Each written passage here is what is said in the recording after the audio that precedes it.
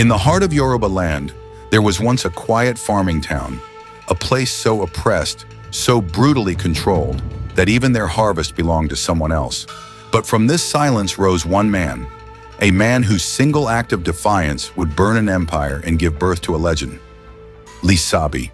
Before anyone ever heard the name Lisabi, the Egba people of the 18th century lived under harsh domination. The once great Oyo Empire had extended its control over Egba towns like Egba Ake, Egba Okeona, and Egba Bagura.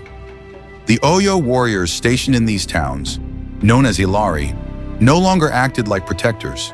They behaved like predators. They seized food. They forced men into unpaid labor. They demanded tributes at will. Worse still, they publicly humiliated elders who resisted. Tension was rising. Fear was rising. But so was something else. Anger. As the Oyo oppression deepened, something dangerous began to grow in the hearts of the Egba people. Anger. Quiet at first, but swelling day after day. Men who once bowed their heads began to clench their fists.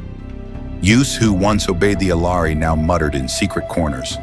And from this rising tension, whispers of rebellion slowly began to spread.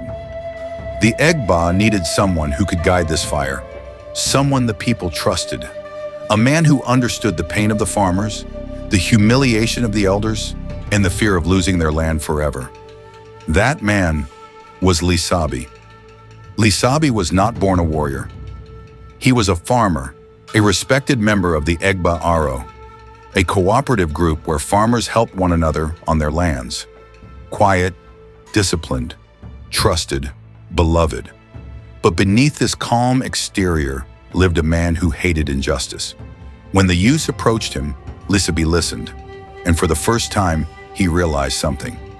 If we don't fight now, we may never fight again.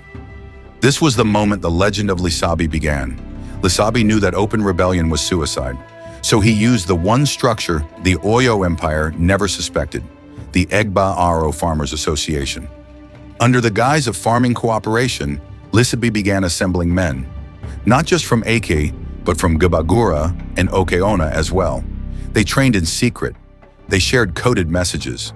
They created signals, drum patterns that sounded like harvest songs, but were actually calls to arms.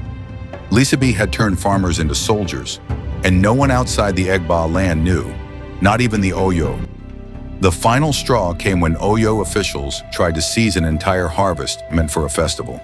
The Egba had had enough. When the Oyo soldiers arrived, the quiet town burst into coordinated violence. Farmers emerged from behind bushes. Hidden fighters blocked roads.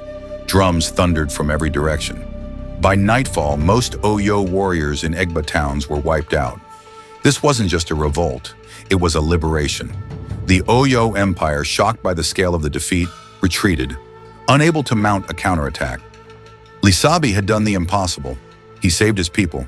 He freed their land.